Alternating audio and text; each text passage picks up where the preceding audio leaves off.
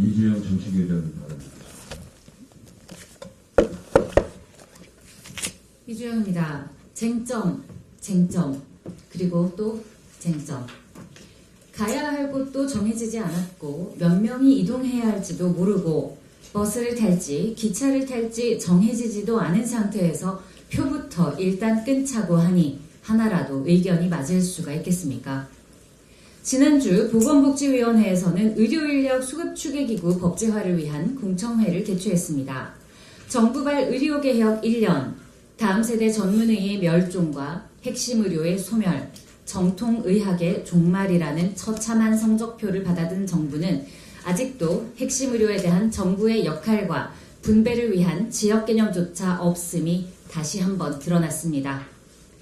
전국민 단일 건강보험과 요양기관 당연지정제라는 경직된 대한민국의 보건의료 환경 하에서 행정은 한두 번쯤 실패해도 되는 만만한 영역이 아닙니다. 건보 고갈과 저출산, 초고령화의 인구 변화를 앞두고 있다면 정부는 적어도 앞으로의 지속가능한 의료체계에 대한 청사진이라도 가지고 일을 해야 합니다. 국민건강보험공단에서 작성한 건강보험 통계연보 등에 따르면 2023년 65세 이상 건강보험 급여진료비는 48조 9천억 원을 기록했습니다. 5년 전인 2019년에 35조 8천억에 비해 36.6% 증가한 수치입니다. 2016년도에 690만 명이던 65세 이상 의료보장 적용 인구는 10년 새 2배가 되었고 해당 인구의 건강보험 진료비가 최근 5년간 매년 5에서 10% 이상 증가하고 있는 점을 감안하면 지난해 65세 이상 건강보험 진료비는 50조 원을 돌파했을 것으로 추정됩니다. 저소득층 인구까지 포함한 의료보장 적용 인구는 그보다 더 많습니다. 지금껏 대한민국을 만들어 오셨고 건강보험 제도의 태동으로부터 지금까지 재정에도 가장 긴 시간 기여해 오신 어르신들에 대한 의료보장을 일거에 축소할 수는 없습니다. 저출산이 초래할 비가역적 변화를 고민한다면 아이들에 대한 지원도 줄이기는 어려울 겁니다. 그렇다면 우리는 치열하고 냉정하게 계산을 해야 합니다. 국민 모두가 내는 돈으로 가장 안전하고 가장 보편적인 의료를 제공할 수 있는 방법은 무엇이어야 하는가?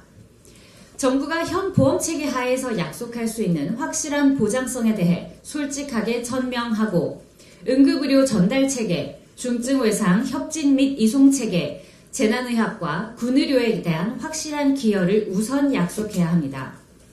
이공계 연구에서 그렇듯 의학 연구와 신의료기술 도입에 있어서도 규제를 아득히 뛰어넘을 시장의 잠재력과 정부를 언제나 앞서는 민간의 발전 속도를 인정하고 의료인들의 진료 가치 책정에 대한 자율성을 부여해야 합니다.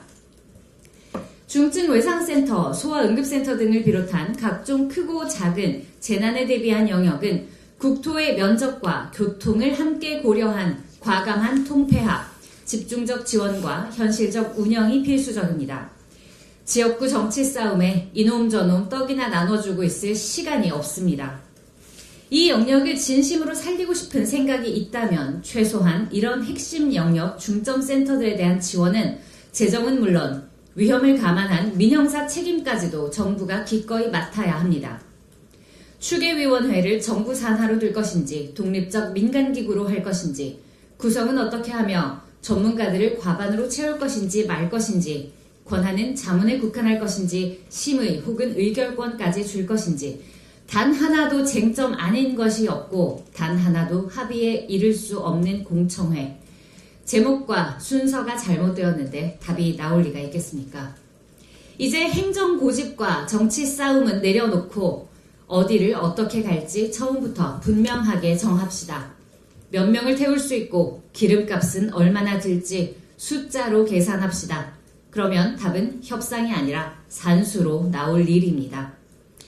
국민 여러분, 추상적 형용사가 난무하는 보고서나 듣기 좋은 말로 무지 혹은 음험한 계략을 감추려는 사탕발림을 거절해 주십시오.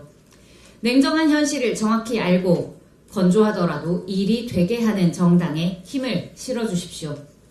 대한민국 미래의료의 청사진과 비전을 제도하는 이곳, 우리는 개혁신당입니다. 감사합니다. 회의를 비공개로 진행하겠습니다. 오늘 여러분들